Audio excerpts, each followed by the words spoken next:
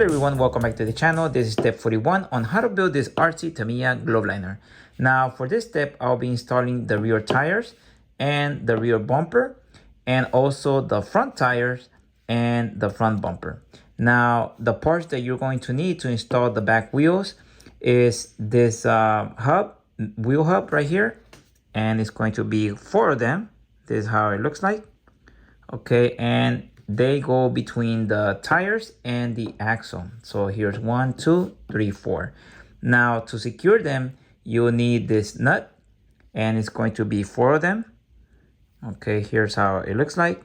And this is part B1, and it's also going to be in your kit, in your Tamiya kit, and that's to secure all 4 wheels. Now for the front wheels, you'll need the ball bearings. Okay, so here's the ones that is provided in the Tamiya kit. It's called metal bearings, and this is very different. It's not a ball bearing.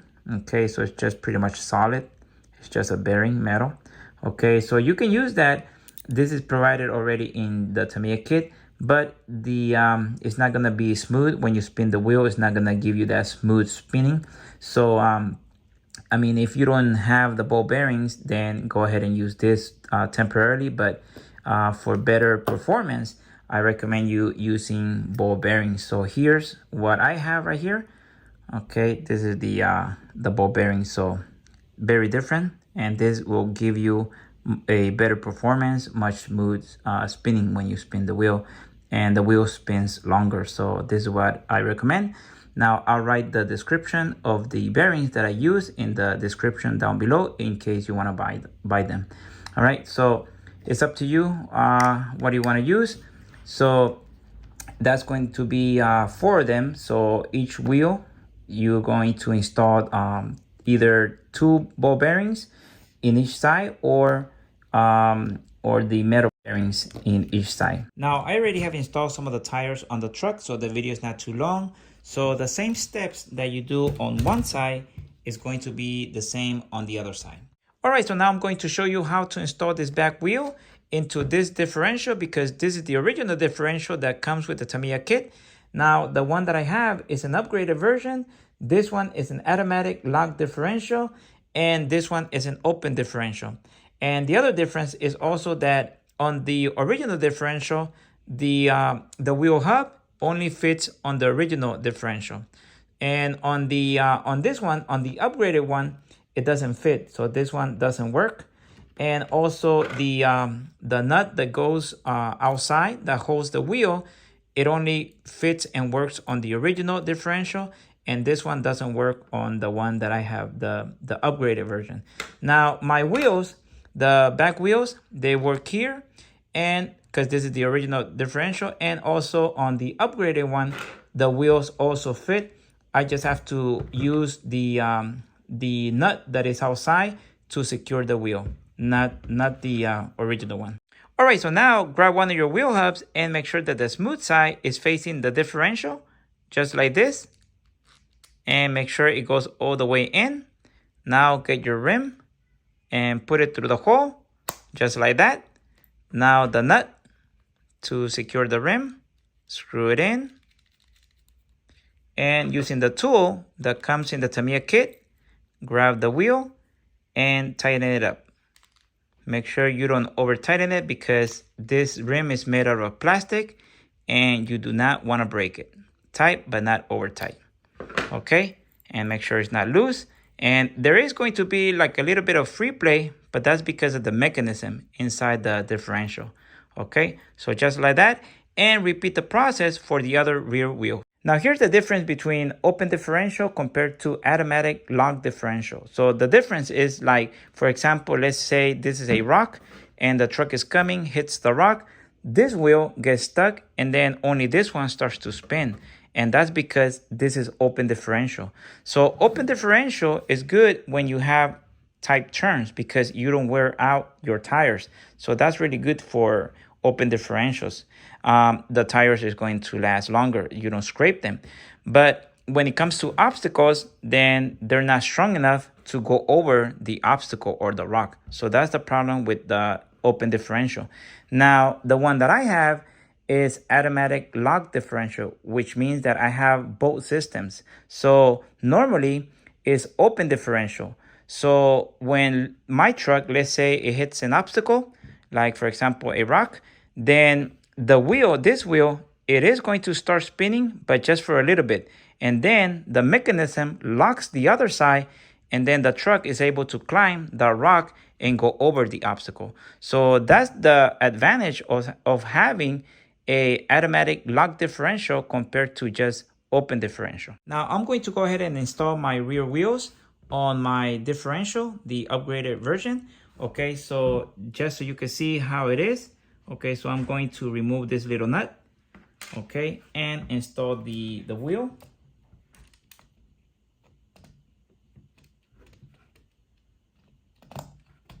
Okay, just like that. Now I get the tiny nut. It's very tiny. Okay, and screw it in. Okay, now I go ahead and tighten it up. Okay, just gotta select the right socket side. And same thing, tight but not over tight. Okay, hold the wheel.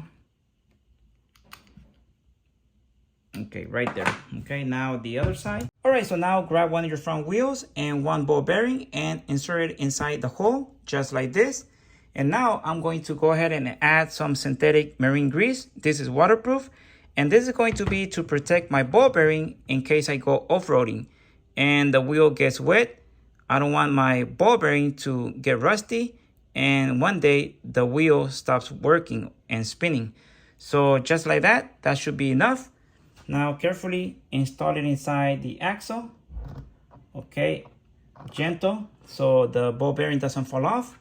Now the next ball bearing, I'm also going to add some marine grease. Okay, so this is just to protect it against the water. Okay, you don't want it to get rusty. Okay, insert it gently, push it in. Okay, gently. And now I'm going to add another thin layer of marine grease to the ball bearing, to the outside of the ball bearing. Okay, and again, so I can protect those ball bearings from getting rusty. Okay, get your wrench and the nut, the same nut that secures the wheels from the on the back of the truck. It's the same nut. The part number is BB1, and screw it in. Hold the wheel and tight, but not over tight. Okay, a little bit more. And right there. Okay, make sure that the wheel spins freely, just like that, and that should be good. And repeat the same process on the other side. All right, so now grab part BA3, which is going to be these two nuts, and that is going to secure the front bumper. Okay, one more. Okay, and this is how it looks like. Okay, now the two screws, which is B5. Here's one of them and one more. Okay, right there. And that's going to be in your Tamiya kit. Now put your truck on top of a soft pillow on the side because it's going to be easier to install the front bumper. Now move the wires out of the way and install it. Okay, just like that. And now get your one of your nuts, and you're going to need to add liquid thread lock. Okay, not too much. All right, just like that.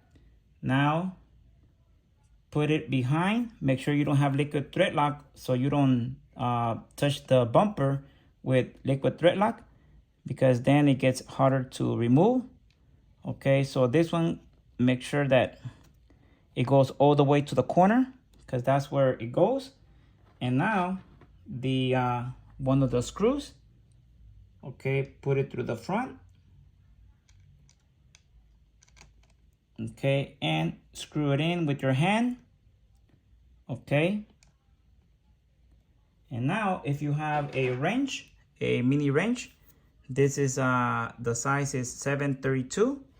Okay, make sure you remove that liquid thread lock from your fingers. Okay, now hold it from the back.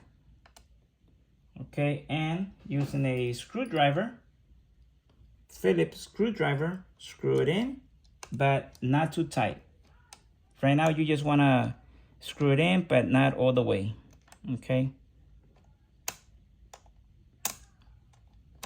Now install the other one. And same thing, you want to add some liquid thread lock. Okay, right there. Okay, and this one, you want it all the way to on the back, on the corner. Okay, and again, make sure you clean your fingers. You don't want liquid thread lock on the front of the bumper because it's hard to clean it. Okay, and same thing right there. It's in the corner, the nut. Now the screw. Okay, put it through the front and hold the nut with your finger. And there we go. Again, keep wiping your fingers, remove that liquid thread lock. Okay, and again, hold it with the wrench, 732, and screw it in.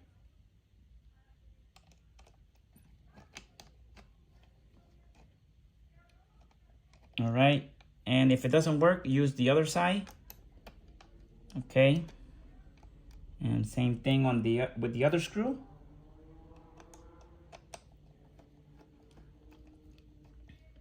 Okay, so right there is a little bit loose. Now I'm going to get the truck off the pillow. That way I can make sure it's center and level before I tighten all the screws. All right, so now that I have my truck on top of this piece of wood, and now I make sure that the bumper is level, okay, straight. Now I go ahead and tighten the screws up, okay? So it's going to be a little bit tricky, but just take your time, okay? Make sure you tighten both of them evenly. Okay, take your time because it's hard to see it. Okay, tight, but not over tight. Okay, be patient right there, okay? And the bumper is secure. Now, if you want to double check if the screws are tight, then you can put the truck on the side on a soft pillow again and double check to make sure they're secure. And then what I like to do also is add a tiny bit of drop right here at the end of the nut on both screws. That way I make sure that there's liquid thread lock, that with the vibration of the motor, the engine, then over time it's not gonna come loose and they're more secure. So you don't have to do that. I just like to do that to make sure they're secure. All right, so now I'm going to feed the wire through so I can connect it to the MFC. And I'm using this plastic tie with this wire here at the very end. Okay, very tiny wire. So I'm just gonna wrap it gently. Okay, let me bring it here so you can see it. And gently just wrap around the wire. Gotta be careful. Okay, and a little bit more. Okay, and gently I'm going to pull it and guide it so it can come out on the other side. Okay, give it a little bit of shake. Okay, and maybe it's going to get stuck because of the label, but little by little, there we go. Okay, right there. All right, and I'm going to leave a little bit of room so the cap, since this truck is going to be opening, the cap is going to be opening. I need to leave some of the wire right here, extra wire, so it can be so the truck cap can be able to open. Okay, so right now I'm going to untie it. Okay, hopefully you can see it. Okay, a little bit more. So there we go. This is what I'm using. Right there, you can see it. There we go. All right, so J17 is the fourth one. So starting from the top, this is J20, J19, J18, and J17 right there. Okay, so be very gentle. Okay, just like that. Okay, very easy. All right, so now for my back bumper, I'll be making a part 2 of this step 41 because my wires, they're too short. And since my cab is going to be opening, I don't have enough wire to feed it through here and then connect it to the MFC. So that's why I need to extend them. And also because I'll be adding some LEDs on the 2 license plates. That way I can see the license plates at nighttime. So that's gonna look pretty cool. So so that's going to be on part 2. And so for right now, pretty much that's it for this step. Part 1 on how to build this RC Tamiya truck, step 41. So thank you for watching. Consider subscribing to my channel, and I'll see you on the next video.